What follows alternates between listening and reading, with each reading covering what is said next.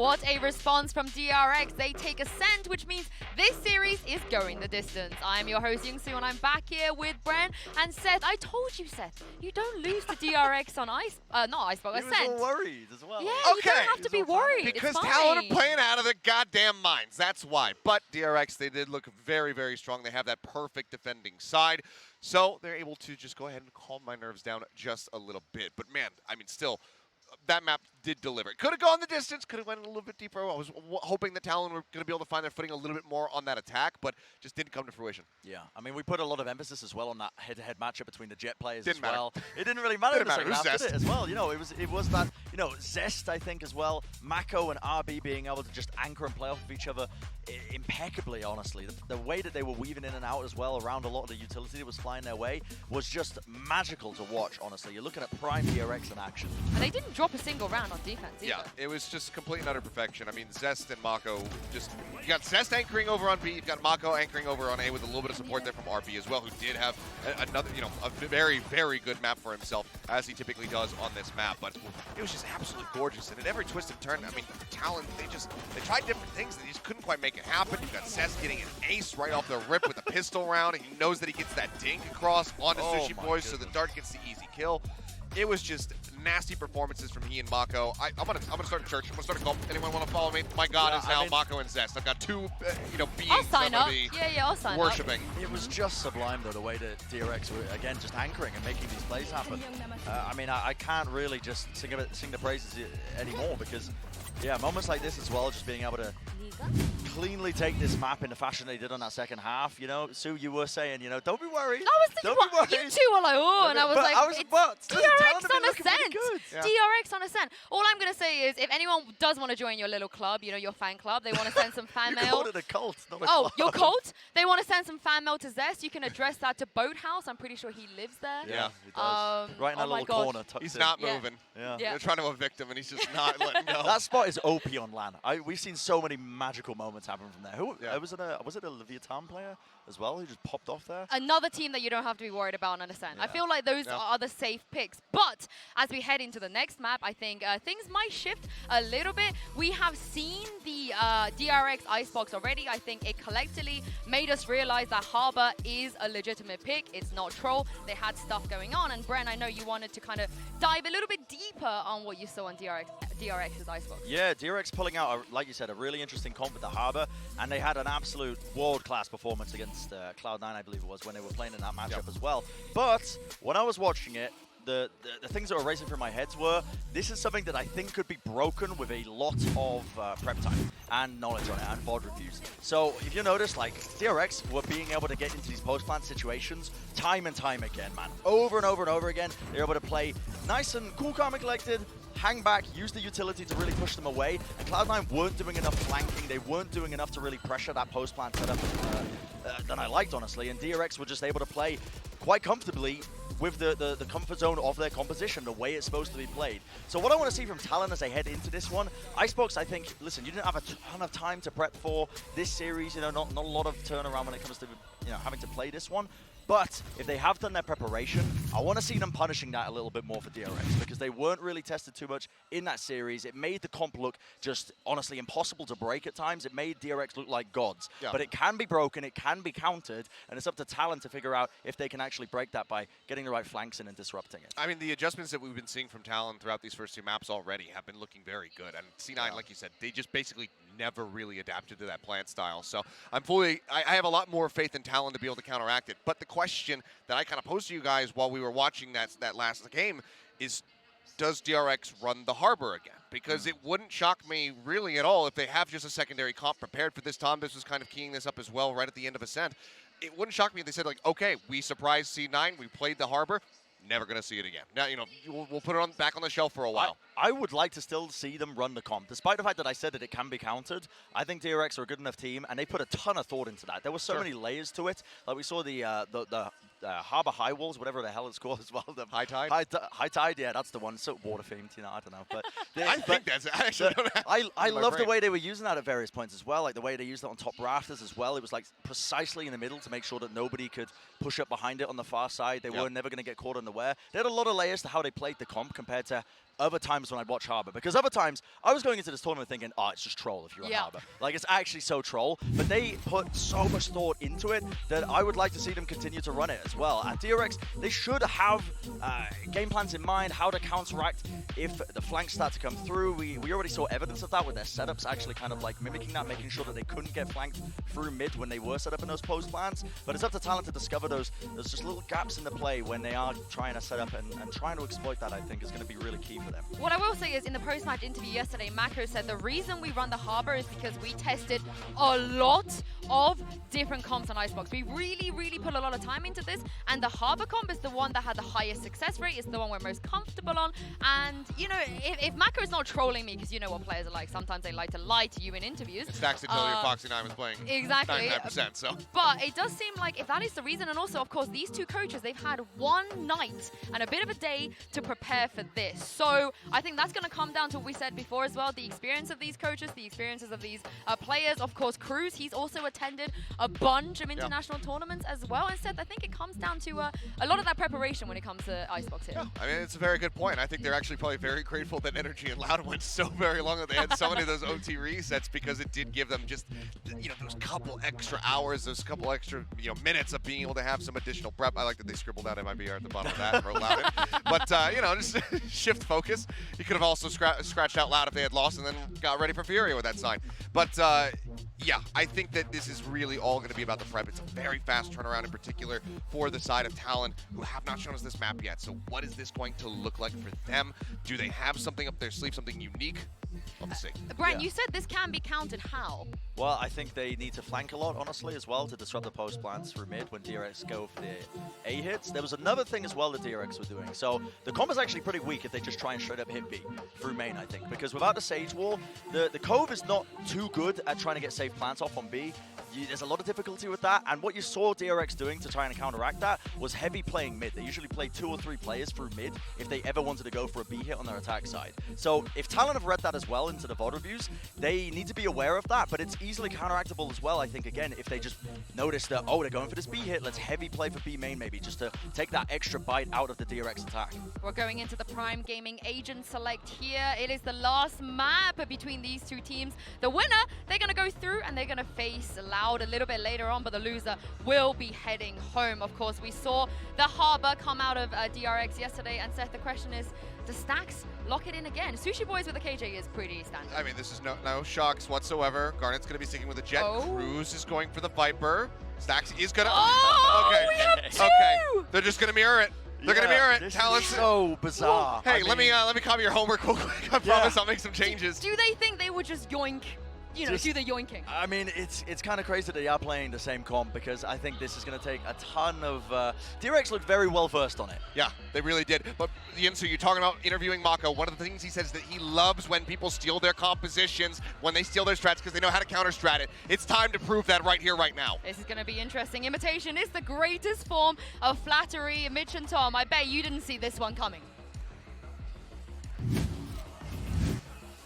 Yeah, this one's it's a little bit spicy. Beating DRX at their own game, not something that we're going to see a lot of teams.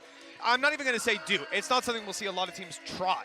People try and steal their stuff after maybe like a month or like at least running it a few times. The only thing I could say is maybe these teams scrimmed against each other a while back and they stole it ages ago. Maybe. And now they're really well prepared, or at least I hope they are, because if they've tried to copy this comp in one night, they're insane. I can't remember if it was, I think it was Mako, it might have been Buzz. I think it was Mako though, that said over on DRX, we love it when people try to steal our comms. He was thanking everyone for trying to steal their comms, right? Because this guy said that they know exactly how to counter their comms. So if you're Talon right now, maybe they didn't watch the interview. Or maybe they didn't believe him. Let's find out which it is as Talon dive into that defensive side. 4 players on A and a little bit of slowing action on B, which they're going to need, because this is where the push is coming in. Well, that's the thing. We saw how good DRX were on the attack with this comp. We didn't get to see much of the defense, so that will be the idea. Looking for that after plant already. The Cove will be broken, and Stacks will go down. an early advantage for Talon in this round, but with the afterplan, it only becomes more difficult. Well, the blind fire is definitely favored Talon. The damage done is massive. Recovering from here is difficult. DRX going to struggle when it comes to trading out. Swinging in with low HP, the shock darts finding those kills, and with the numbers on their side and a tap on the spike, that forces the swing out. The reveal catches both, and that should be it. Defuse for Talon and a pistol found to kick off Icebox. That's the thing. If you're running a comp, you should know the weaknesses of it, and just spamming out that cove and almost just making sure that they can kill off that player as he tries to escape and work on that retake. I also like the way that they're using the high tide. It buys a lot of time for them and sections off the corner of the map that allows you to then go for an easier retake around yellow. A good start for Talon, and already I think they've matched the amount of rounds that Cloud9 managed versus this attack. Yeah, you know, it's a little bit of a low blow. Just want to say, Vanity, I didn't ask him to say that. No, you paid me to. You demanded it. Well, after what he said last night, what can I do? You know, we had to get one back. 1-0, Talon in a very good spot to start it off, and they need to avoid giving DRX anything here with the pistols. I saw Garnet's going aggressive with a Bulldog, and he scared me a little bit, but it's falling back now. That's the thing, they're using the high tide here to just take really deep control early. So the only way you can really get to them is if you go and take the low ground and still give you some advantageous duels. Bit of a bold spot from Garnet, but it works out. And while RB and Stacks, they do at least manage a kill, but I assume it's only going to have been the SMG and the pistol that was lost, so all in all, for Talon, it's not too bad. Yeah, still coming out of that round with 2 Bulldogs and a rifle. This is something that we'll see teams do. I mean, ever since FPX started doing it, really, I think that this is a reality for DRX that they can't be happy with, but coming into the 3rd round is their chance to put it all on the table. It's only the 7th decider map that Talon Garnets has faced in his career. In fairness, like you said, Tom, this is a young guy, 18 years old, coming in as a stand-in, and one of my favorite players in this tournament to watch by far. But that's the thing, Jitboy is 17, so it is a very young squad. And the fact that it's sort of coming from one of the smaller regions in the form of Thailand, to have such young talent coming through is super exciting. We'll see if they can make their dreams come true with a top 4 finish, the highest we will have seen from anyone coming out of Thailand. But here we go. Cruz battling early. They've still got rifles to play with. Only one member in the form of Jitboy is playing with a weaker weapon here. They invested heavily so that they could go for this. It is looking like they're going to keep these players on A, but just as I say that, Foxy starts to make a move. Okay, it's only towards the spawn. Wasn't sure if that was going to be mid, because with all the utility they've got covering here, it's not a terrible worry for them about anybody sneaking up. The turret, the alarm bot, this is covering so much ground. It allows them to keep with this heavier stack on the A side.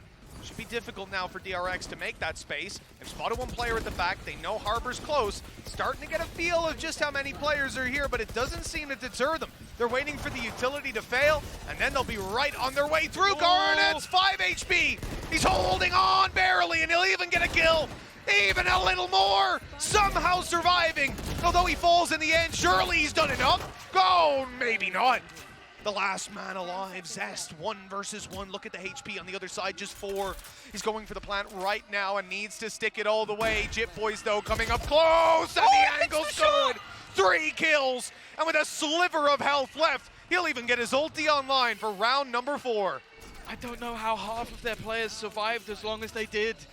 It was just ridiculous to swing out from the pistol as well. The frenzy of Jitboy ends up getting him that rifle in the first place.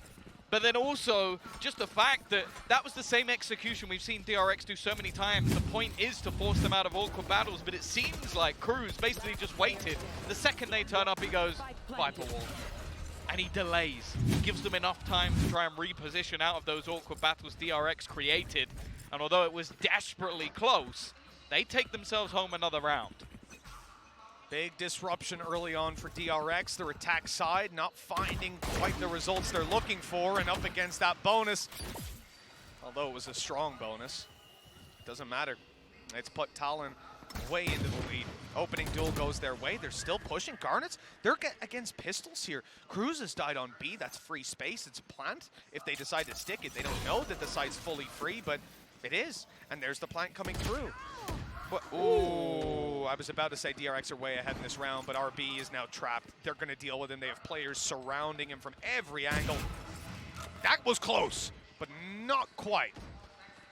Even still, into the afterplant. We've seen this many a time. DRX like to use this reckoning to almost help them out in the afterplant. And well, it's not often I've got to see two of these crossover at once, as both teams are going to try and apply this ult to make it awkward for the other side. High Tide utilized to try and section them off, but Zest is still here. He's just waiting patiently. The shots don't quite connect though, and now it's left all onto Marco running in. He finds a double instantly, and the time is ticking away. The flank is just too far. Marco should have done enough here, as the spike will explode.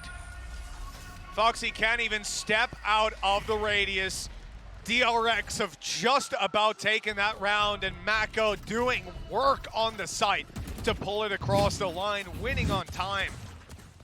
Considering, you know, they were mounted up for a very, very strong comeback, and the fact that you had a late flank coming in from the Sova, the whip up close as well, it should never have worked, but Mako just carved himself a little bit of space. That was the thing. They used the opponent's Cove against them. The Cove, when it's in that sort of position, doesn't actually benefit unless there's someone else in the Cove, and they didn't know where Marco was coming from, so they had to try and watch for it. Very smart stuff to isolate those battles, and well, a huge victory. Just look at what it's done to the economy of Talon. Yeah, for the 3-0 start they had, 3 weapons surviving round 2. Oh, good attempt, good position. But this round, across the board, is swinging to DRX. They're winning all the duels, and they've got B for free. Well, maybe not. Look how quickly those rotates are coming. They've heard both of those players, though, rotate in. They know now they're going to have a fight on their hands, but they also know the weaponry isn't great. Yeah, you can expect a bold play, a risk to be taken, and while Buzz is playing that security guard for his teammate, nice shot from Jitboy. He's been pretty nasty with this pistol before, but not this time. 3-2 DRX, break back once more, but this is where Talon will have another purchase. Yeah, all in all, a good recovery. And, you know, when we see a bonus round 1, when you're playing with pure Spectres, some pistols, stuff like that, over on Talon's side, that would give them that little economic fallback. But because they went for the bonus, because then, obviously, we come into round, I think, 4 with a little bit of a closer result. DRX have given themselves that opening to fight right back into the game. They're 1 behind. They're on a bye. They've got ultis to play with. And the best part about it is, even though they're down by 1, DRX are almost in the better position. They can win this round and break Talon's economy. Meanwhile, they're pretty healthy. Snakebite's not quite on the mark. Again, I love the way they're using the Cascade to just clear a lot of those closer angles. They're switching up whether they do a high dart as it comes along or using the drone through it to give them that extra little bit of space. But even still, this utility has to be respected. Cruz, he's going to go down to a spam and then a snakebite. And if he survived that, there was a shock dart after as well. Just to make sure. Oh, that's a connection and a follow-up. That's the kill. Spike Planter dealt with. Possibility for so much more to come from it. But I think they might have an angle to catch RB on the way back. He's got to be careful and got to be lucky this time, though. He's made it out. Look at the ults. Already Viper's Pit, a Hunter's Fury available, a lockdown on either side. Sure, they can force him out of that Viper's Pit, but the fact is there's going to be one going through if he even attempts it. Now just making their way through already. A kill coming through for Sushi Boy. A good start, but they need to try and clear these players out of position. The lockdown being used, but I can assume there might be another, and in fact, it's going to get destroyed. RB holding Marco alongside him. This deadly duo leaving Foxy alone. A nice shot to at least do some damage, but the time is gone.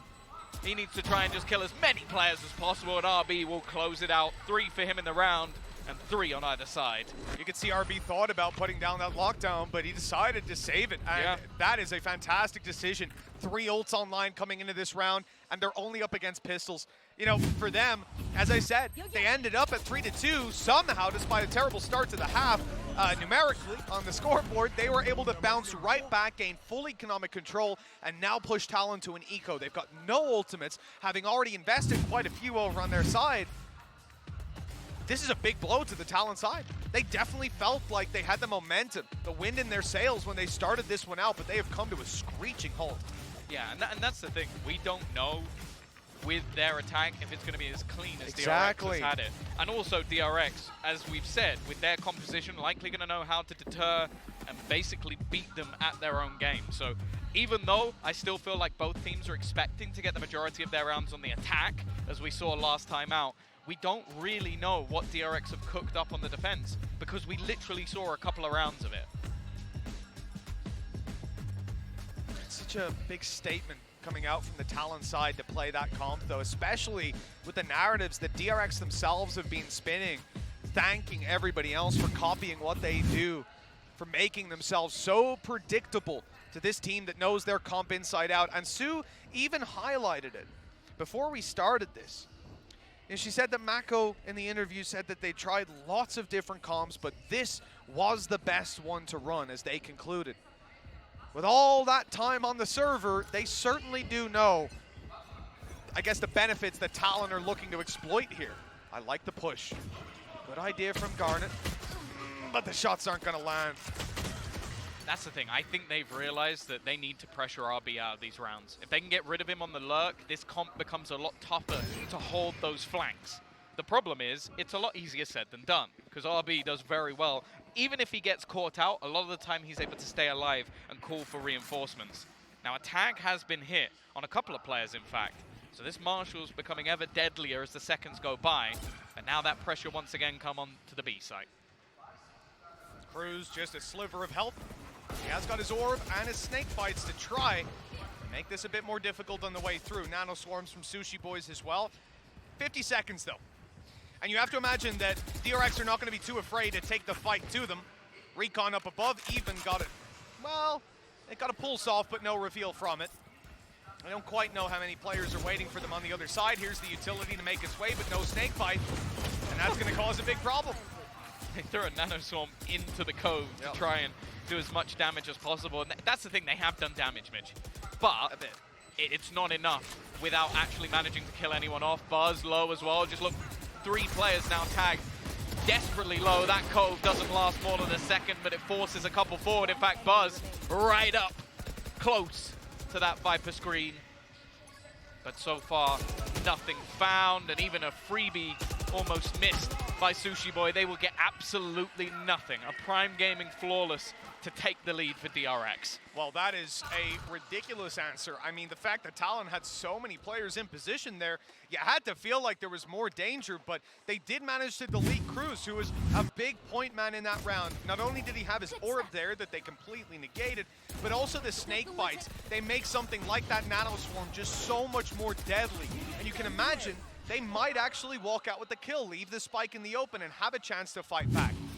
Some good ideas there, and that's the thing about Talon. Even when they lose rounds, you can see the ideas. You can see what they're planning to do. And that's why this game, for me, even in that first map for DRX, it wasn't that they were bad. It wasn't that they were making stupid mistakes. In fact, I'd look at it on the other side and say Talon played remarkably well, but now DRX are dialed in, and they're playing that same old game we see from them. Lose a map, look weak, doesn't matter. They can bounce back every single time. The BO3 is like a double elim bracket for them. Garnet. Oh, he might get caught by this one. He will, but he's at least got back to his teammates. They're trying to spam through and catch the player as they plant, but Cruz, oh, he just about gets the kill, but the plant does go down. Now, in these A-site after plants, it's been sublime for DRX, even with only a couple of players surviving. So this round isn't done just yet. And they've got a Hunter's Fury to work with, but that means that they need to hold on the site. Mako needs to buy the time. He's got a snake bite, and there it goes. Fired up, in and out. It's gonna grab a little bit of damage. Not quite killing them yet. There's the shock dart, but it's already half. Hunter's Fury comes through. It's found the kill with Mako headshotting, and it looks like they might just have this. The defuse out in the open. He's gotta be fast. He needs to hit the shot. Never mind. Completely which player survived that first fight. Lost in the sauce, Tom. Lost in the sauce. You know what, with these two teams, sometimes it can get a little bit I'll tell confusing. you what, every round has been so close, I just didn't believe that was closed in a 2v1 like that. The utility that was out and so on. Yeah, they ran up. That was the thing. They were so aggressive in their sprint forward to kill things off. And because they did so well of sort of deleting some of the early players, there weren't anywhere near enough players left at the end to sort of hold on to that one. Oh, he took Mako on the side. Okay. Obviously, yeah, he'd used his last snake bite, so he just went out for the peek up top. I think he did kill the second diffuser. Went out for more and lost it. Incredibly close round. I guess the rush down on the Hunter's Fury really being the problem, and as we said, they just needed to buy a little more time on the site. Didn't manage it. Mid. Keeps it close. They're already trying to fight deep within this one. Marco, I think, is waiting for someone on the other side. Is he going to check far enough over? That's the thing. This is a bit of an obscure spot, and I think that Foxy almost seems to be waiting for him. They know that he loves to go for these lineups. It's genius. He played this so deep in the last round that instead they just get rid of him. Now this afterplan is hella weak in comparison to what we've seen prior. Oh, what an incredible read. Honestly, he doesn't even second guess himself for a second to fight on site. Buzz does so well to get two. The gap in that wall, everything. And he'll even snipe Garnets out of the sky. Anti-air defense for him. And with Foxy, the last remaining player, Buzz uses that to pad the stats a little more. Blade Storm to work with, 5 on the board. And DRX, they lose 1, but they're right back in it. Yeah, that's the thing. Even though we've had adaptations from Talon, making that realization that you're going to have that sort of deep Viper playing those afterplans, just using those snake bites that caused them issues in the last round. They deal with that, but there's an adaptation on the other side. Get aggressive, get up in their faces, and that's what they were doing in their last matchup as well. There was the 4 players almost working on the afterplans, and then 1, and that 1 player was Buzz. Oh my god, the aggression here on A-Main. 3 players running it. They go for the orb immediately, but they were ready for a fight. 2 players watching for that Rafters push, but you can see how patient they're being here. There's been a couple of rounds where we've seen that attempted, where Garnets goes aggressive, and sure, he's running the classic, building the orb for the Blade Storm, but they don't know that. So obviously they're worried about him being close, being up top, ready to fight, but I think the giveaway here is the fact that we haven't seen any of that pressure come out of Jit Boys. We're seeing, and indeed, he just put in his Cascade super close, right? So at this point, this is where Talon are sort of telegraphing the passive play, but they haven't given away the fact that there's this many players here. Yeah, they've also put their Nano Swarm ready to try and deny the plant. I'll be honest, I don't think they're going to be alive to even be able to do that. All sat close, Dart going through, and the realization's been made. They've spotted so many players off the back of it, they're going to try and double round towards this B site, and unfortunately for Talon, they haven't realized. So, although they had the stack right initially, they're going to have to very quickly try and run back to B to have any presence in this round. It doesn't really look like they'll get there in time. The orb is here to greet them, but it's even coming online too late. Or might have been online already. Could be the reason for the delay. Plant is secured. Players on the way out. Sure, they're going to decay a little bit. RB, you're disgusting, but that turret is still online. They're hearing it. I think Sushi... I thought he was hearing it, but maybe not. It turns out RB's just right behind him. Just holding it, waiting for him. I guess maybe he thought the push was coming. What? Buzz is going aggressive here? They're against pistols, Tom. He's so aggro, he doesn't even... That's the thing, though. He has so much faith in his teammates afterplant that he does this. He's basically looking for that knockout blow in every single round. He's going to get it with the shorty. This man is feeling confident at the moment, and another Prime Gaming flawless for DRX. They might have started this one a little slower than when they were versus Cloud9, but they are right back in the rhythm again. This is looking really clean. Yep, 6-4. DRX building up attack side rounds. Just think about the previous map. It's where they struggled. Look at them. Just having fun at this point. But look, Talon have done well to secure 4. The problem is, this is, in my opinion, their better half. The attack side, I expect to struggle. They're attacking with a comp that DRX are intimately familiar with, that they're pioneering. And look, if they manage to make it up to 6, I still think it's going to be a close game. But the reality is, they went 3-0 up and have got 1 round since. Yeah. This half is dominant for DRX and a complete script reversal on what we saw in map number 1 of this series. Yeah, again, we still don't really know where this comp sits overall. It's possible that there is a heavy attack side lean and they're doing a decent job, but ultimately, I don't think DRX would be as confident going into it if it had such fatal flaws. Again, we're going to see this combination of that cascade and the Viper screen to create a little pocket of space. The Cove's still available, but there's spams coming through, wanting to try and deal with someone at least, and instead they have themselves that plant, and by the looks of it, they'll have a free fallback. Managed to get rid of the Nano Swarm, avoiding a lot of the danger. Foxy again! Just such patience on display, it's unreal. This time definitely here in the turret, that info could have been crucial. Back, nothing to be found, and Cruz is caught off guard. Oh, Yeah, DRX are right back in! Yeah, it leaves Garnet and that rotation, but they're still sat back, waiting. Another snake bite going down, leaves invulnerable. A bullet or two will do the job, and DRX again showing how deadly their afterplants have been. They lose that flanker of RB, but Marco is so quick to adapt and make sure that they're not caught out, and unfortunately, I don't want to blame a Hunter's Fury, but that gets a tag or two. Yeah. It just didn't really connect. 7 out of the last 8 rounds have gone to DRX. Talon, trying to even recall what it feels like to win a round. They need this one. Look, their attacks, they've struggled. And here on Icebox, with this comp, I don't know. Maybe we can have more faith in them. Maybe they'll pull something crazy out and show us a level of mastery that not even DRX have hit with this composition. But right now, it's looking scary. 7 of the last 8 rounds, 1 to play for. Cruz inside of that orb, looking for the kill, and he's dead. Okay, Buzz doesn't get anything. Foxy, alongside Garnet, has found a couple, and they've got their lockdown in. RB now left alone, normally on the lurk, but he's going to have to fall back. He hits a nice shot, but they at least recover. A huge round from Garnet to give them that 5th round, and honestly, Mitch has said, we know this comp can work on the attack. We know that they've been pretty solid in their pistol rounds. The question will be for me now, can DRX prove to us that this comp still works defensively? 25 HP between those last 2 players, Tom. It certainly wasn't a clean round, but they might be able to bounce back into this. The reality is, their attack is about to be tested. We heard from the analyst desk before that wasn't fantastic for them on previous maps. What do you think about Icebox?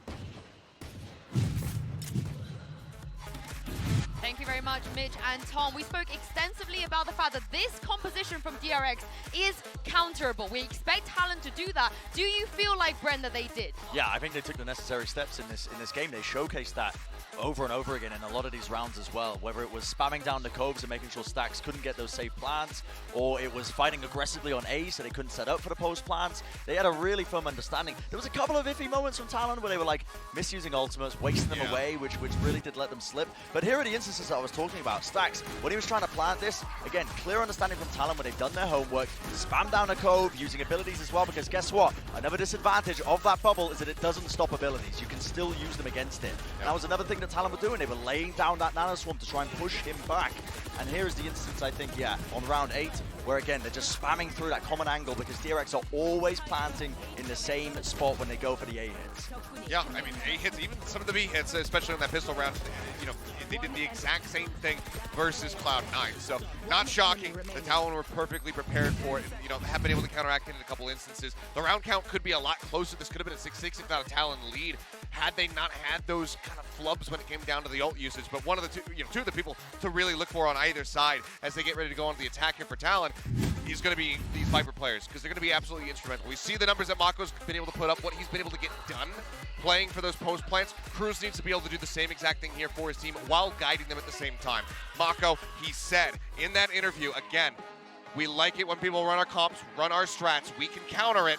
We're going to see if they can do it now on the defense. Yeah, and that is going to be the big question, isn't it? I think it's a bit of an uphill battle for Talon. Can they have a successful attack side when they're playing the exact same comp and they essentially copied the homework of DRX? We'll find out. Well, it's going to be a very, very crucial pistol round. Mitch and Tom, let's get back into game. And now it's time for DRX to mount that defense, Tom. You know, a close scoreline. This pistol could put the momentum into either team's sails. I'd love to see what they can manage to do, but as you're seeing there, no stranger to a third map. Every series they've played at this event has gone the distance.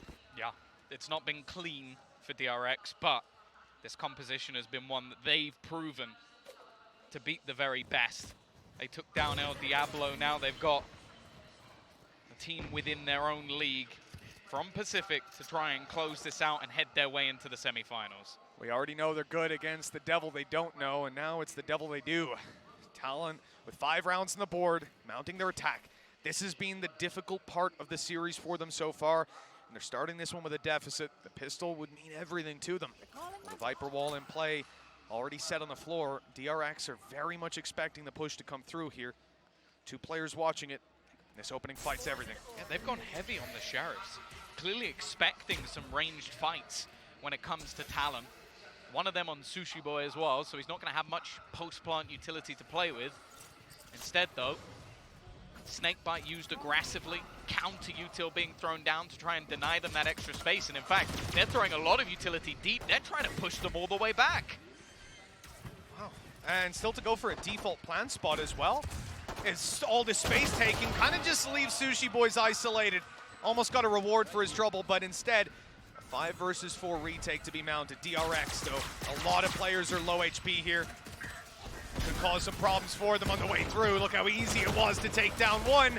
And the numbers, okay, they don't stay in their favor forever. That diffuse underway, and they needed to, they haven't noticed the cove is up. They're gonna swing in way too late. Diffuse already done.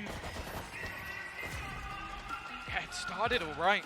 That was the thing. I don't mind the idea. Taking much deeper control with that high tide, even saved the cove to make an awkward spot for the players to try and push back into.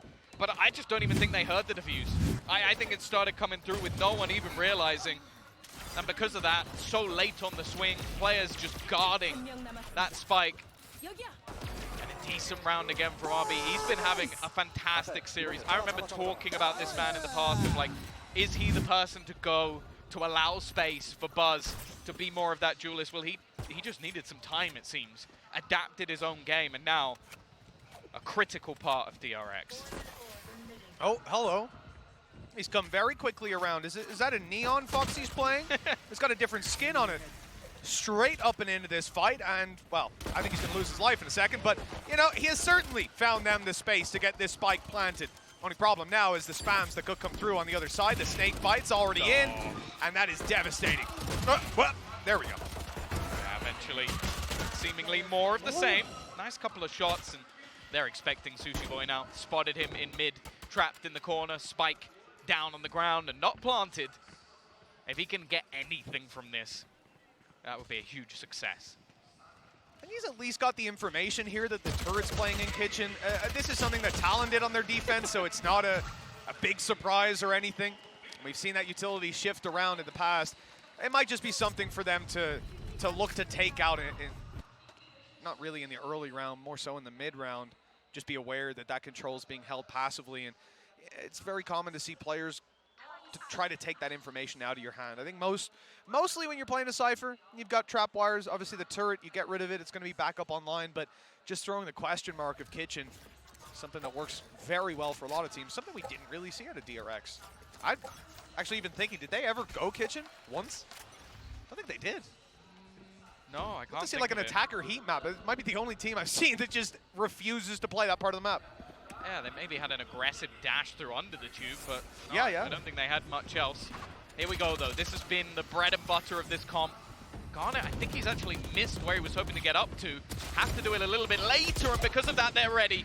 Good trade, though, from Jip Boy, but again, the spike now on the ground, the Stinger doing the work.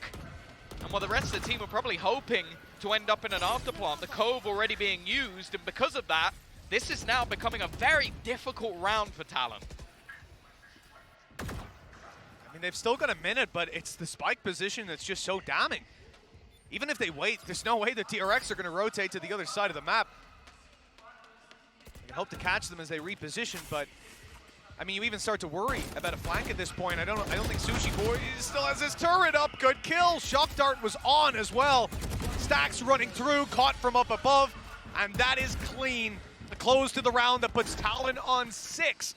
But it's not like DRX are going to be slowing down. They're right back into a bye. Yeah, that could have been a hell of a lot worse. It absolutely in a 3v3 scenario, they're fairly patient, calm, and I think it was actually just the one kill coming through from Cruz that made quite a bit of the difference.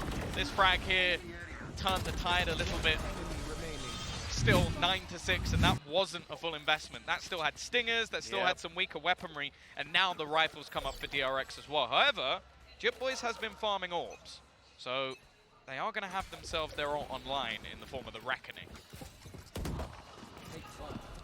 Actually seeing practically nobody on this A site from DRX. You have to kind of imagine they're expecting that Reckoning, and there it goes right away. Now, what's the response, Tom? You've left the A site completely. Looks like they've got free control. It's not even tagged a single player, so their response has been to push mid. 3 players gone down, 2 leading the charge, and it's Cruz who has to hold strong. Good trade to start. And there's still a second player here. That shouldn't be expected, but it is spotted. With Mako falling, now DRX are in trouble. Yeah, they did really well. The fact is, the plan from DRX was a solid one. Get in fast on that flank, expecting where the ultimate will come through. But the fact is, what Talon did, they didn't do what a lot of teams do, which is, okay, let's fight on both fronts. Let's try and be greedy, hold the control. They know with the plant that they have, they can sit deep. So what do? They all go together, fight the backline, then they can go back if needed and fight the players on the site. It's a smart adaptation, it's quick thinking, and ultimately it's what won them the round. One more on the board, and the gap closes yet again. Saving these weapons seems to be a certainty. Not quite enough time for them to get into a position to drop one. So, we will end up with a decent economy over on that Talon side. They're comfortably bought, they're sitting pretty, and their ultimates are starting to come online. Very good spot to play from if you're them. DRX, on the other hand, they've got what they saved, and I don't think they'll have much more. That's a big blow in that round. A triple flank. Spot the first, trade it out 1 by 1. You really think at that point that you have the player Mako behind enemy lines, but it just so happened that JittBoys was in the middle of checking that spot for the Jet and went, oh, there's someone else here, guys. I'll take that kill nice and easy. Well, couple of rifles, a Blade Storm now for Buzz. They've managed to at least bring this round a little bit more into contention. The problem is Mako has nothing. He is sat back. His whole job is to delay, and Stacks as well really doesn't have anything to play with. They have been able to go for a fast rotation, but this is all a ruse. They've used the screen and are starting to put that pressure onto Buzz. An initial tag, but only 1 player spotted. And that 1 player being the Lurk means that they're not going to pull a rotation just yet. Yeah, there's no reason to suspect, especially with how prominent that Killjoy position around A, having your turret or your alarm bot for mid, it's very common. But now they're starting to realize there might be a few more players here. We're down to just 1 blade. If my math is right, Buzz is going to have to hit that headshot right away, or he's going to be relegated to the Classic for the rest of the round. And that's the thing. Again, okay, you have a couple of rifles. Again, you have the Reckoning, but it's how much you want to invest into this round and how much is just about taking some of those guns out of an opponent. That 1 knife now dissipated, and they almost have to start trying to tap on that defuse, but there's so much utility in the way that it is becoming tougher and tougher by the second. A Hunter's Fury in post if they need it, and it seems like they're going to throw it in just to maybe try and confirm this one. Defuse actually still coming, but it seems like they don't really need it. Eventually, they will win out just with the rifles alone. Didn't have to send in that ult. And Talon, well, they keep it very clean indeed. Yeah. Well tempered at the very end. They don't allow DRX to bait them into over-aggression. They don't allow them to dump too many ultimates into it. Instead, it's patient.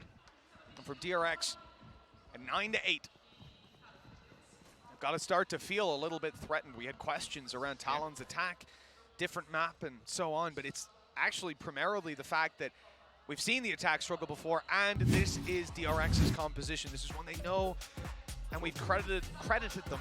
Indeed, they've credited themselves with being strong at when people steal their comps and understanding how to counter themselves. But right here, well, it's a struggle so far. But that's the thing. They've won 11 rounds on the attack and started there. So it's one of those maps where you kind of go, okay, we know the attack is strong for them, but we don't know if they have the ability to counter it themselves. Now, I will say getting the operator online and having Buzz able to take some of those earlier fights and deny that initial control could be quite valuable. But we've already seen that with those cascades, they're able to section off so much control across the map I'm going to be interested to see if he can find that space. And it is genuinely still a wild thought that if Talon managed to turn this around, DRX head out of the tournament. Talon, a team that have yet to make a top 4 ever. In fact, it's the first time we see this organization even make it into one of these international events. They've signed players that have been here before, but not normally in this sort of capacity, and definitely not a team that we expected to be able to take DRX all the way to a third and almost even on score. Just cannot reiterate it enough with a stand-in. Like, we've seen super subs before, we've seen Cider, but man, Garnets he's drawing everybody's eye. It looks like Talon want to take things to A, but look how many players are here. Garnets could have been in trouble on the way through. In fact, he may still be 4 players now, set up and ready. How much of a read can Talon have? They have no control outside of main, only their back being watched by a turret. I think they're going to have to commit to this. And although, you know, they pumped the brakes, which works very well for them in pulling Killjoy a bit more towards mid, the rotation will be so quick when they eventually go for it. And they've got Viper's Pit, but Reckoning would probably deny that, although I say that, they've already used it. They're trying to stop them planting at all. The thing is, it seems like they're going to try and stick it at Marco.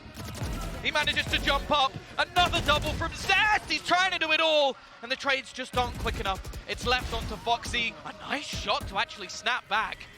And the other teammate a little bit further away. You can see Marco just playing this one a little bit more tentative until he hears the steps. A great round from him from start to finish, and double digits hit for DRX. Take a look at that timeline. It's been 3 rounds since they got one on the board.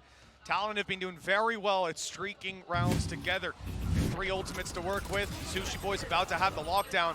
But so far, I have to say, the Cove play, it's almost come to bite the Cove every time. You go for it, you try to get the plant, and right there, it just gave Mako a safe bubble to challenge in the 1v1. No one could fire back on him, no one could see him.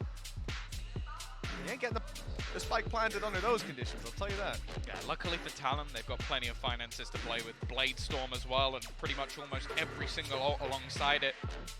And with that Reckoning gone, okay, sure, the Viper's Pit can still be countered by the lockdown, but they're close to having one of their own. So there's a lot that they can play with. I think that's the moment they're giving to Zeus to go, okay, what do we do here? Where do we play towards? The A site has been pretty decent for them thus far. The question is the adaptation now coming through for DRX? Are they going to fight more to deny that plant as they did in the prior round? And is that something we're going to have to see? Oh, we got the DRX sign in the crowd and everything. People getting involved. Rooting for Pacific one way or another, I suppose, but we heard it from day one. You know, DRX have got a lot of respect globally. When they were walking out for the very first time, the crowd was certainly behind them, but I think Talon have earned a lot of people's respect over this event. 2 behind. Economy looking pretty healthy for the attackers, all things considered. They've still got a bunch of credits. It's actually DRX, who if they lose this round, they'll be forced to probably an eco, especially with no Blade Storm online. So a big round coming up for DRX. They could push to 11-8 and still have a close game, but if Talon win this, we're back to neck and neck. Drone pretty much ready to go. Hunter's Fury available, but it might just be the plan to try and get in with that Viper's Pit. Even when it's counter available, much more of a chance for a plant. Zest is just playing almost hidden, hoping that someone attempts something here, and he's just waiting, but he loses the fight! Across the rope goes Sushi Boy, and Marco, this time, he's gonna get traded as well. Well, a trade good enough a lot of the time. Sushi Boys goes down, and Cruz trades it. A brave play to step out of that Viper's Pit, but in the end, it's left them with the advantage, a huge advantage, in fact, to play with. With the plant down, the pit to cover, and a completely unknown Foxy just roaming around. 2 snake bites, 2 shock darts. The win conditions are just completely ticked here for Talon, and DRX have realized that. But that's the thing, he used the Hunter's Fury just to deny the lockdown on the other side, making sure that they had themselves that execution onto the site. And I'll say Zest, I'll be honest, a little bit unlucky. He had a good read there, was ready to try and deny the plant, but this time they were ready and watching for somebody to be around, and, well, obviously being able to get a kill on the ropes will help you out quite a bit. Yeah, it's not too bad. You know, I guess the thing is when you're holding the position Zest was in, as we saw his crosshair placement, Oh, no. So, what I was gonna say was, yeah. They've got money. It's fine. They've got cash. We said they were looking healthy. It's fine. You know, it is what it is. Don't get an ult dorm if you do that, just because I've heard people say that before. But you know, that's not been a thing since 2020. Maybe he hasn't read the patch notes in 2 years. Yeah, we can figure it out. It's a little mistake. Yeah. Listen, the reality is, yeah, when you're in the position Zest was in, he's holding for head height down below. He's expecting a normal push. The fact that Sushi Boys comes on the rope and is aiming at his head height is what gives him that fight so easily. Well, the difference back down to just 1, but the weaponry is where DRX are in a little bit of trouble. Buzz on an operator can always do damage, and they've sold this as an initial ruse, sending in the jet, but with no follow-up, Buzz is now going to double back towards the A site. They've spotted that drone, close angles cleared, but there's still a decent amount of weaponry waiting on this A site.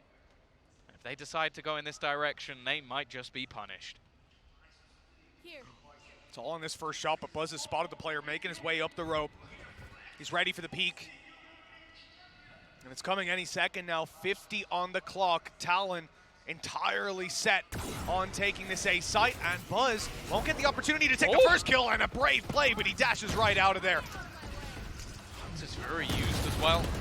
They're desperately trying something. The trade's coming back, but it's still a slight advantage for the moment. God, it just goes huge. He's found 3 kills with that Blade Storm. They're going to be able to get the plant, and he might have just saved them. That was looking like a huge blip with the initial kills going the way of DRX, but that did not last long. Still, though, Zest and his doubles, we've seen plenty. Oh, he's clutched out rounds before. This time on the attacking side, he misses the first, but gets it after. Down to 16 HP. 1 blade, all that's needed from Garnets. He's holding the angle close right, and there's the shot, but Zest can't land it. A wide swing, but Garnets is ready. And that will be double digits, tied up.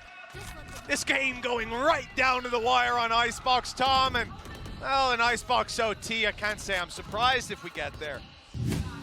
I'll be honest, I think most people thought this broadcast would be over by now. Hours ago. I think most people still in this arena thought they'd be at home, or maybe at Carnival. But instead, 10-10. Talon fighting their way back, taking their opponent's composition and running it up against them. And they are putting on a damn good fight. But just remember, that was just a couple of weapons saved. That was a round that was desperately close while DRX can still buy here. They are nowhere near over that hump just yet. So this part of the map is called Kitchen. You might not have seen it much before, but Cruz is actually going there. Let him cook, my man. He's going to be playing super late in the round, but turret's gone now. So, all right, he's bailing out of there. Not really done too much, but RB, he got rid of the turret and took the gun himself right into the site, and he's still going. Making his way through his teammates' pit, clearing it piece by piece, and grabbing the information. They're leaving. Stop the flank, Buzz. There's no need to continue moving forward. Instead, he sits in this spot, listening, waiting to grab the info, waiting to punish that rotation. They are taking it through middle, though, at least. So they'll bypass him, bypass the pit. And in fact, the fight maybe stacks us. They're going to be able to get fairly far forward. Cruz, just hoping that someone gives him a fight, gives them something into this round, but the realization has to be had eventually. The problem is with 2 players in the pit, they won't actually know until they've pushed through. And just trying to get any form of battle, it seems like it's just going to be played as a retake. The dart, not going to catch, but it will buy a little bit of extra time. And they know exactly where it's been planted for. They know that turret was taken out earlier on. The kitchen is exposed, and they're watching it. You can see Stacks passively sat in the corner. That position catches Foxy off guard completely. Stacks just takes command of the round for DRX. And the lead is once again in their hands. This Korean squad is here to play. Every single time that they've entered a series at this event, they've ended up on the 3rd map. This is their home territory. This is their comfort. This is their composition. Talon will have to dig deep if they want to take this victory, Tom, because losing that round has decimated their economy. Yeah, that's the thing. Both teams now have pretty much expended every single ultimate. Rifles here, and that's it. Yeah, 11 to 10. DRX win this one, and yeah, it should be the home stretch. But the same could be said for the other side.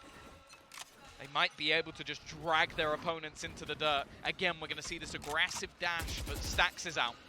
Not willing to overface. He's the solo defender. His whole job is to try and delay he has.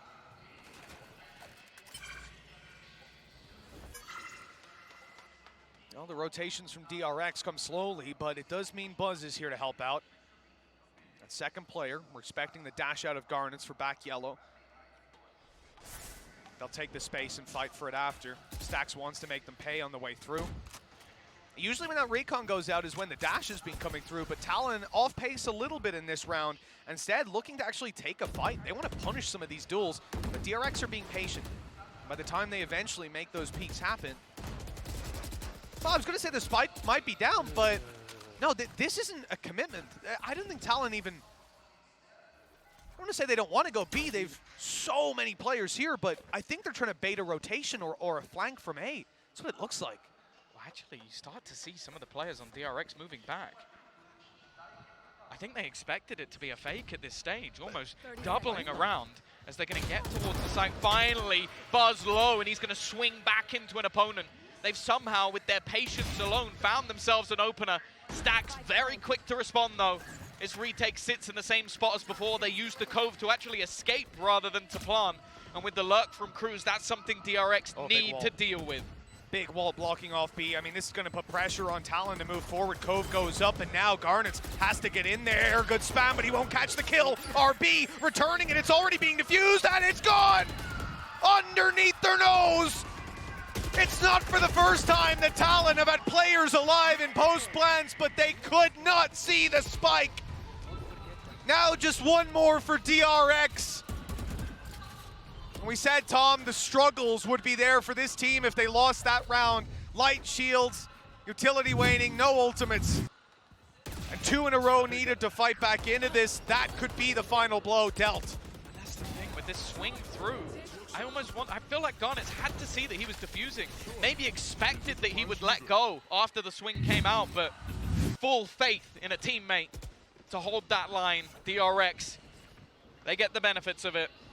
And now maybe looking to pick up the pace a little bit. These slower rounds have played into DRX's hands. Instead, they want to put the pressure right back on. But that's where Buzz thrives. An opener to boot. And they have to fall back. No matter what happens here, Talon have made history for their team, for their region, for their country, most certainly. The top 4 is all they wanted. A monumental spot, but DRX, so they've been after the Korean meta, the Korean era for a long, long time, and it looks like they might be on their way. Top 4 within their grasp, a 5 versus 2, and Garnets, one of the most impressive players that we've had in this tournament. Definitely a breakout for him. But for him to break back into this, we would need some of the best Valorant we've seen on an individual level in this entire event. A reckoning going to be used, a lockdown into play. A flank attempt by Jip Boys, but now he's the last man standing, and that final blow is about to be dealt. DRX are going all the way, 13 to 10. Although Talon can be proud of what they've done here today, DRX are the ultimate victors. Well, that's the thing. We've seen it time and time again, a single loss to Pacific opposition. The Korean Conquerors come out once again and take themselves that 2-1 victory. But for Talon, it is still an impressive showing, coming in with rookies to boot. One who's standing in, the other who's still only, 17, 18 years of age. It's an incredible performance from them on their debut, and I have to say, going into the Pacific League, I think it's going to be interesting. The qualification for Japan really is up in the air with how good this team has been. Still more to see, of course, with Zeta coming up in the next bracket. But the fact is, nobody, and I mean nobody, wanted to face this DRX roster coming into the tournament. A team renowned for innovation, structure, and their interplay second to none. They definitely struggled in this series. They definitely proved that they are the masters of their comp. But I think given some time, Talon might just take them down. Well, DRX have had the crowd behind them the whole way. And they'll have the crowd with them, moving on to the top 4. A remarkable performance for this team, one that again and again has failed to meet the expectations set by the region, set by the world, really. We've heard for years that it was coming, but this might be the best DRX that we've seen. Yeah, definitely still a lot to do if they're going to be able to take this tournament. We've heard that the likes of Foxy was coming in as a new addition, but yet to be shown on that international stage, and with how good the rest of the team have looked from top to bottom, with how good some of the anchor players and players, as said in the past, have been, oh, is this guy going to go? Is this guy going to get replaced? Well, I don't know who I would switch out for him at this point, with RB being that Swiss Army knife, and of course, the likes of Buzz still thriving as the duelists. They have shown that on this map there is still innovation to be had, which for me might be my highlight of the whole tournament. I was so worried we're still just going to see those horrific Sage comps. And more importantly, they've given Achilles a reason to put on that jersey one more time. I notice he waited until the end. Yeah, I don't think, I want to know if there was a Talon one sat underneath the desk, because he's got all of them. We've seen all of them. You think he'd play both sides? No, that would never. That's not a man of nonsense. his integrity. Come on now. Absolutely. But I have to say, this specific matchup certainly delivered beyond what most people expected, and I think Talon will go home with their heads held high. Yeah. This result was expected, unfortunately, for DRX to come out of the regional matchup, but the way that we got here, fashion, yes. certainly not what we were anticipating. Let's talk a little bit about that match MVP. A couple options down the bottom, practically the whole team. RB, Zest, Mako, or Buzz. I gotta say, Mako played an incredible Viper there. Not only top fragging the server, but he walked out with 15 assists on that map as well. Just a testament to how well-timed his utility belt was. It absolutely His ascent was unbelievable. I'd definitely give a shout out to Zest. I think he had a great performance, but luckily, it is not down to us. That is up to you. Now we're going to be throwing off. This is the end of the show today, but we have the desk who are going to be breaking things down after the break.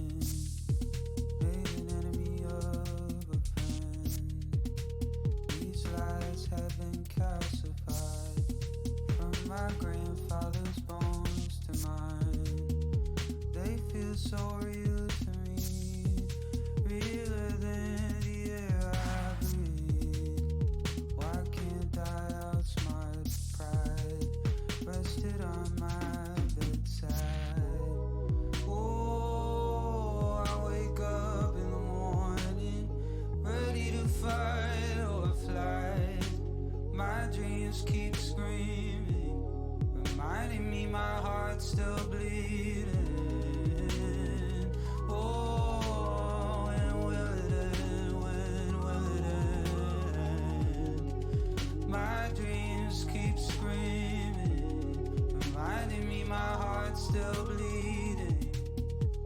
There goes my mind again. Stuck on someone who doesn't care. Build a myth inside my dreams. Write a story I believe. My animal mind showered with memories that are mine. Can't tell what's real or fake.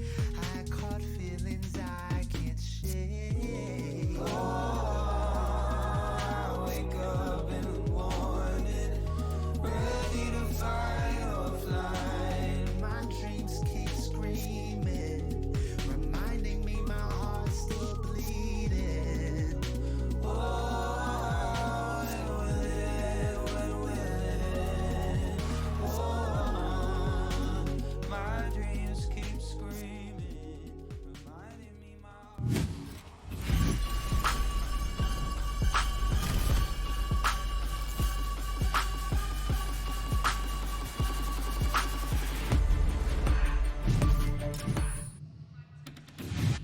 What a series that was. DRX, they live to see another day and will be moving on.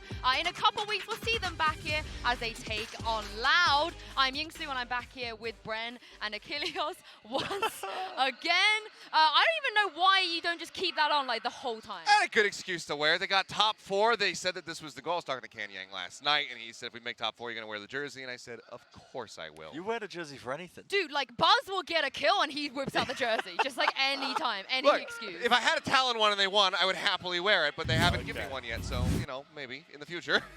Well, here's the MVP breakdown of the match at hand, and my word, what a performance it was. I gotta say, credit to Talon once more.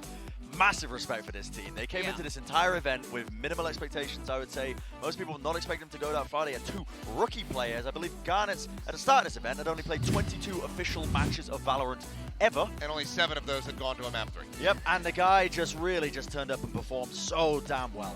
I mean, they nearly had this today. They could have been Talon in this position instead of DRX. But, you know, for DRX, they're just here, I feel like, set to fulfill expectations. We expected them to be here. And even further, I feel like, as the tournament goes on. Like I said, they had explained to me, like, if we make it into the top 4, we're going to be really satisfied. And then from here, anything beyond that is going to be a bonus. But they did get pressured a hell of a lot harder than we ever could have anticipated. I mean, not a single series coming away with a 2-0 from these guys. They have been pushed at every twist and turn by teams that we otherwise didn't expect to be able to do so. So clearly some things to be worked on for DRX, but also just great indicator for all of these teams that have been competing in this tournament so far. Yeah, I think a massive credit to DRX for being able, like, making this top 4, honestly. Given the amount of maps they've played, this is a tournament where if you give away your strats, your maps, whatever, you're at a massive disadvantage, I think, in a single elimination, because you can get counter-stratted pretty hard. Talon showed some good examples of that on Icebox, but they weathered the storm, and now they've earned that week break where they can actually rest and recover a little bit more. Yeah, I'm actually scared because they now get time for the first time ever in a tournament to properly prepare for that top 4. But sadly, and I do really mean this, sadly, we have to say goodbye to Talon. They stole our hearts. Another Pacific team coming out, performing, and this gets me so excited for the league. I actually cannot, at this point, predict who's going to be making it to Tokyo. Yeah, it's really hard to say. I think we can feel comfortable in saying that we're going to see both of these teams over in Tokyo. It's really going to be about who that 3rd, if not the 4th person is going to be. Yo, we did him so dirty. Oh boy, they were having fun though. It was good to see. Like, you could tell that Talon was just honestly having a good time, even when they were losing rounds. They were still all smiles up on that stage. I think that these guys were also in the same camp as us, saying like, we didn't really anticipate to make it this far, but it's great that we have, and they're just vibing the whole way through. Yeah, I was so pleased with how they performed, honestly, and the parity that we kind of saw from the Pacific teams as well, like even teams like Gen G as well, you know, I'll shout them out for their performance because I wasn't expecting big things either, but it does look like the Pacific region is going to be incredibly strong heading into this year. And this is something that we have been desperately wanting. Teams that can challenge DRX, because so far it hasn't really happened. One regular season game perhaps taken away from them, but they've always been at the top. Now there are people vying for that throne. I mean, they're stronger than EMEA. But before the break, we asked you to vote for the player of the match. The results are in, and you guys at home have chosen Zest. as I mean the guy who might not have been even playing this Try and tournament in bench the first me, will place. you? No, I mean, he's just going to get an ace on pistol round on Ascent. Yeah, Zest had an absolute monster series, didn't he? The guy was just popping off. His anchoring on Ascent was really a key difference maker, I think, for them to be able to, you know, at least just make it through to all the way to that map 3 as well, because the guy, I think if it would be very different if it was Foxy9 playing potentially. There's no way they bench him now, right? Just no way. It's not going to happen. You never know. Oh, okay. I don't even want to like consider that possibility. But speaking of Zest, he is standing by with Golden Boy right now in the Verizon post-match interview. Thank you so much, Jinsu, and congratulations, Zest. What an incredibly hard-fought game that was. Firstly, how do you feel after that? It was a lot, huh? 오늘 참 치열한 경기를 치렀는데 소감부터 부탁드릴게요. 일단 4강에 진출한 거기 때문에 지금 기분은 너무 좋네요. Well, we made it to the semi, so you know I'm very, very, very grateful. Yeah, for sure, and that leads me to my first question.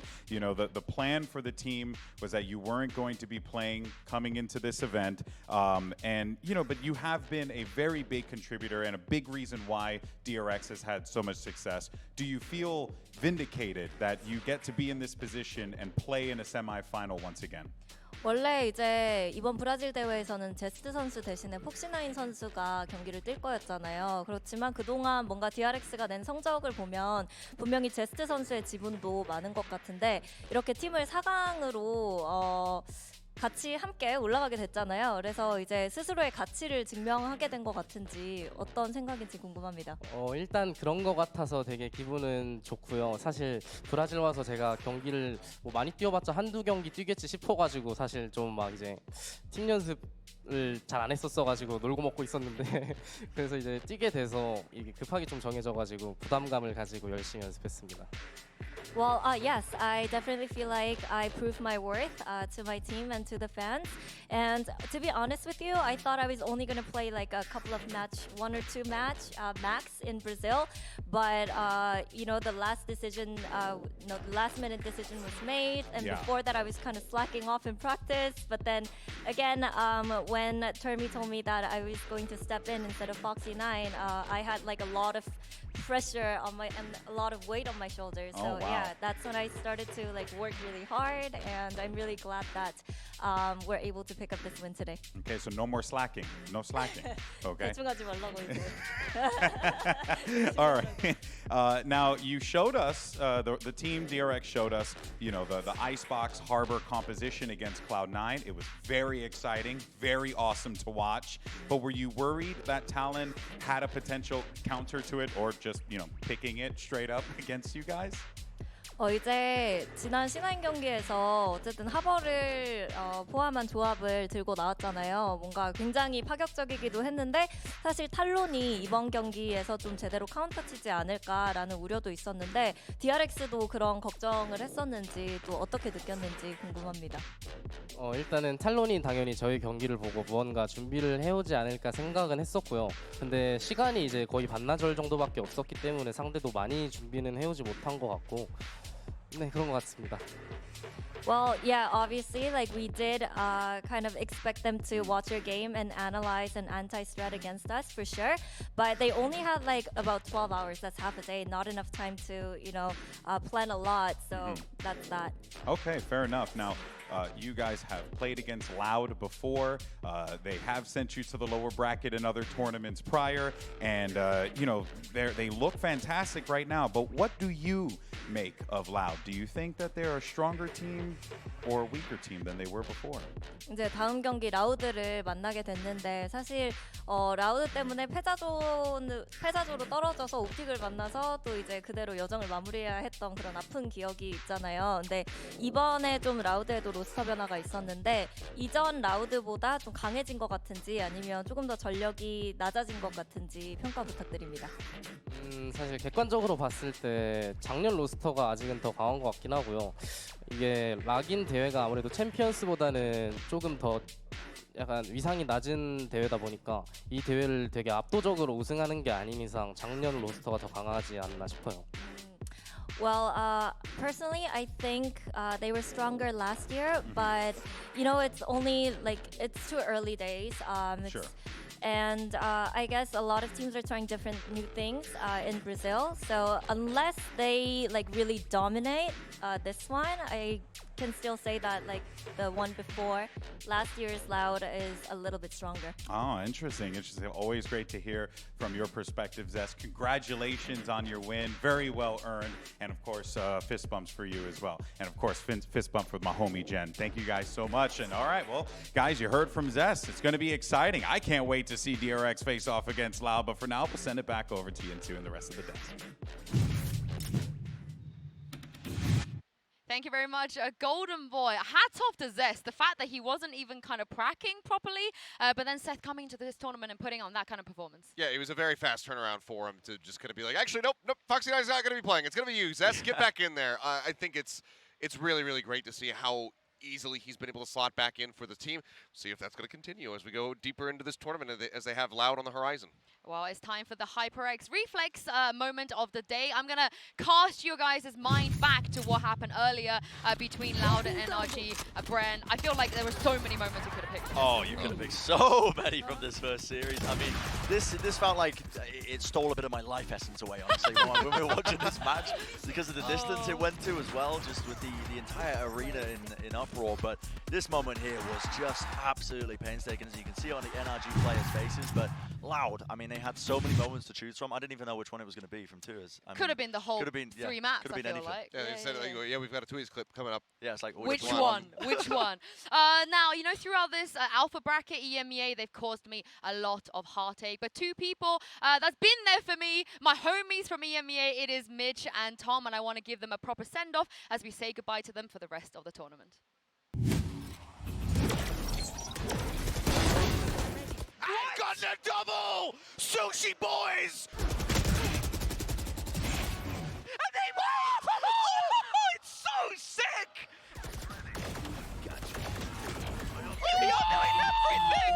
What has just happened? Thanks. Team 8. Just have this, the defuse out in the open. He's gotta be fast! He needs to hit the shot! Never mind.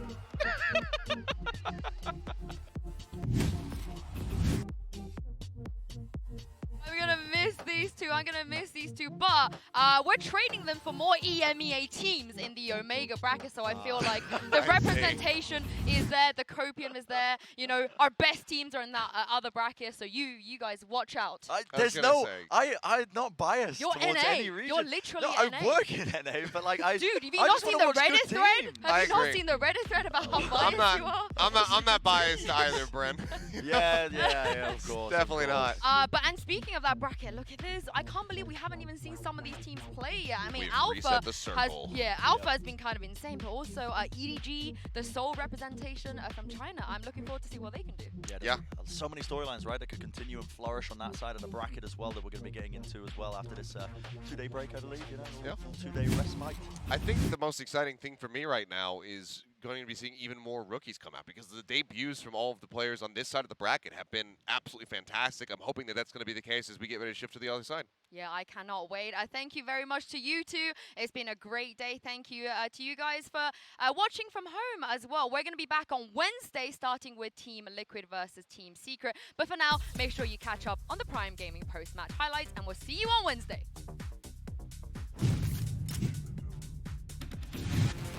It all comes down to this, the Alpha Bracket Finale. Today, we'll find out which teams move on to the semifinal in 2 regional showdowns. Are you ready? Yeah, this could be deadly though. Gap closed, a Loud move in. Aspas, oh my god, he's got 20 HP. How does he do anything in this? The time is dwindling and Tui's just driving. Loud making it up to 9. And well, we'll call this round done, because Tui's has got 3. Guys. It's map 1, locked in for Loud. NRG falling to pieces. On Loud with a tap on the spike, unless, oh my word! Nice try. It's okay. The backlines are no longer safe, so they need to win out top bar. They're going straight through towards Link. Victor, lovely work from NRG. Aspas breaks in. Yeah, he's in a whole lot of trouble. He's dead, Aspas. Louder knocking at the door now. NRG should be worried. The utility's coming in, and NRG. This game demanded it. It deserved a third, and we're going the distance. 3v3 post plant now. Tui's though, gonna catch Crashies. How the hell did Tui see him then? Spots out one, does not see the second, already slipping through by Sand, but still up for the fight. Oh, lovely from Tui's though. This could be 12 on the board. Crashies though, finds 2 back in. Crashies! Good call, baby, good call. Kawazine, he's trying so hard for his side. Oh my god! Kawazine! Cross. Oh my god! In the right place at the right time. FNS, get your gun out. Oh, Tui! Loud! And poured their hearts and souls into this game. The crowd is on their feet. The Brazilian hope is still alive. Talon are certainly enjoying their hot streak right now, but let's not forget, the team that stands in between them and that Cinderella run happens to be the greatest Asian VALORANT team of all time. Already one going back in the other direction. Garnet trying to slide across and catch them with more utility going down. He has got a double off the back of a snake bite. They've now got a Killjoy operator. Like they really are doing everything. What has just happened? And actually the pin's gonna get dropped and Sushi Boys comes out with both. There is no hope for DRX. Talon have taken map number 1, and tell me now who predicted that? Just trying to buy that little bit of extra time. Even lower he goes, but he's still gonna take it home for DRX. Zest with a 4K. Right place, right time. 3 players blast through. They're waiting in the smoke, but every kill goes well the way of DRX. And Zest, okay, goes well done by 3. Shock Dart goes through. It might be perfect. Zest is gonna get the ace. 13-6, and the reverse sweep is on the cards. Icebox to close. Yep. The fight on site. Buzz does so well to get 2. And he'll even snipe Garnets out of the sky. Buzz uses that to pad the stats a little more. 5 on the board. What, Buzz is going aggressive here? He's basically looking for that knockout blow in every single round. He's gonna get it with the shorty. This man is feeling confident at the moment. The trade's coming back, but it's still a slight advantage for the moment. God, it just goes huge. Not really done too much, but RB. That position catches Foxy off guard, completely stacks. DRX are going all the way, 13-10. Although Talon can be proud of what they've done here today, DRX are the ultimate victors.